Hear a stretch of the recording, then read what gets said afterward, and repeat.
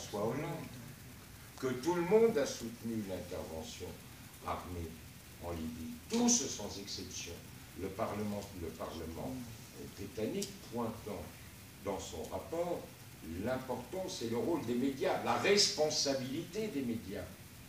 Le traitement de l'information en Libye, c'est un traitement de médiapropagande.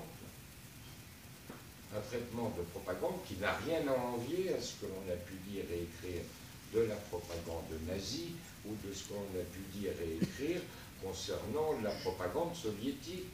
Mais je vous le rappelle,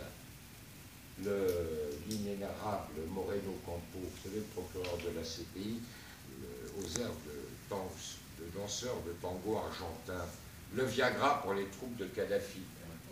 Bien. Les mercenaires noirs, en oubliant que 35 à 40% de la population de Libye est de race noire. Le chef d'état-major des armées de Kadhafi était de race noire. Il a été tué, assassiné en même temps que Kadhafi, en même temps que son fils. Dans le gouvernement de la Jamaïria arabe libyenne, vous aviez des représentants de race noire, vous aviez des ministres de race noire. Est-ce que vous avez regardé les photographies du CNT, immédiatement après la chute de Tripoli? Vous n'aviez pas un seul représentant de race noire. Pas un seul.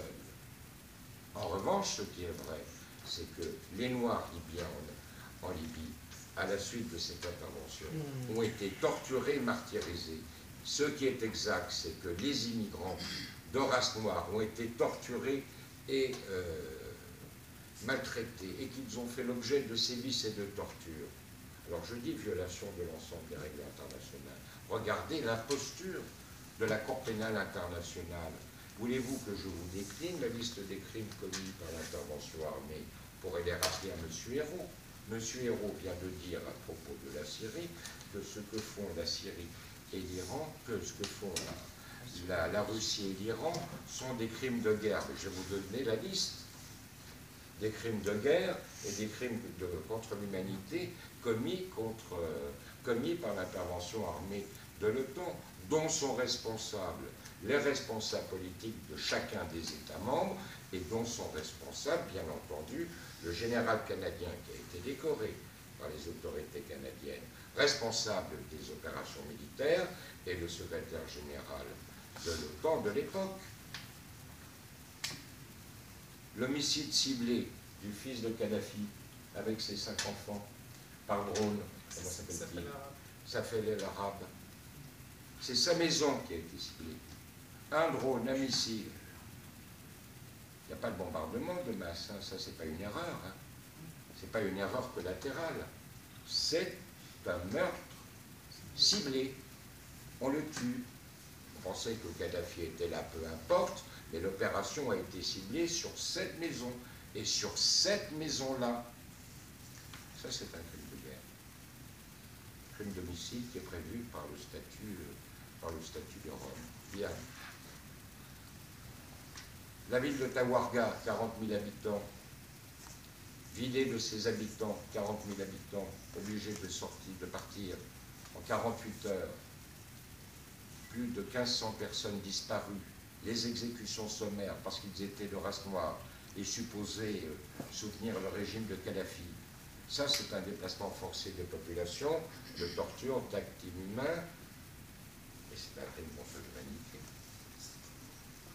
La ville de Tripoli aujourd'hui, s'il vous plaît, monsieur. Pardon?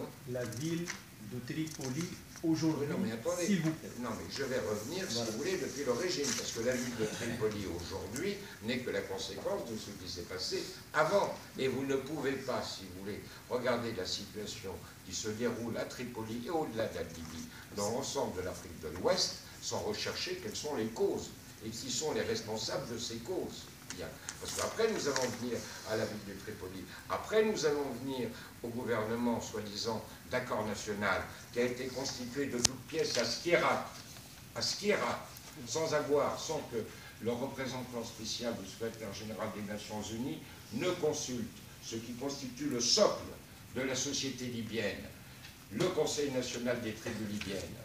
Quelle est la légitimité de ce Premier ministre, dont les grands-parents étaient turcs, et sont venus s'installer en Libye, est-ce qu'il fallait mieux le constituer lui, ou d'abord d'entendre les représentants des tribus libyennes pour savoir quel pouvait être l'avenir de la Libye et sur quel socle devait être constituée la Libye? Tripoli aujourd'hui, M. Bellage, qui le premier à s'être rendu à Tripoli, dès que Tripoli est tombé, s'est rendu à la Banque centrale et qui est devenu multimilliardaire avec compagnies aériennes, etc. Est-ce qu'il a été bien reçu en France Pardon, mais attendez, mais nous allons revenir. C'est pour ça qu'il faut revenir aux causes.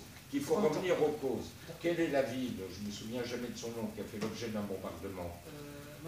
Majar. Le village de Majar. 2 bombardements successifs. Premier bombardement. Les gens sortent de chez eux pour participer au secours. Deuxième bombardement. Vous savez pourquoi ces bombardements? C'est exactement ce que l'on reproche à la Russie et à l'Iran de faire. On frappe les populations civiles de manière volontaire pour qu'elles cessent d'appuyer et de soutenir le régime. Voilà ce qui a été fait.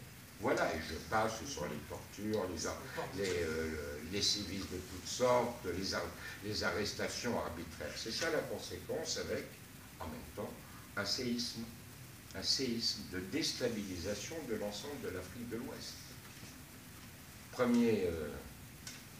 Dont les Maliens, les premiers, ont subi les conséquences avec cette partition, avec ces trafics qui, à partir du Nord Mali, alimentent les réseaux mafieux et les réseaux islamistes en Libye, par le trafic de drogue, par le trafic d'armes, par le trafic d'êtres humains. Vous avez remarqué d'ailleurs que la route de la Libye étant coupée, désormais c'est la voie maritime, et que vous avez là la complicité objective des mafieux et des islamistes. Prenez Tripoli.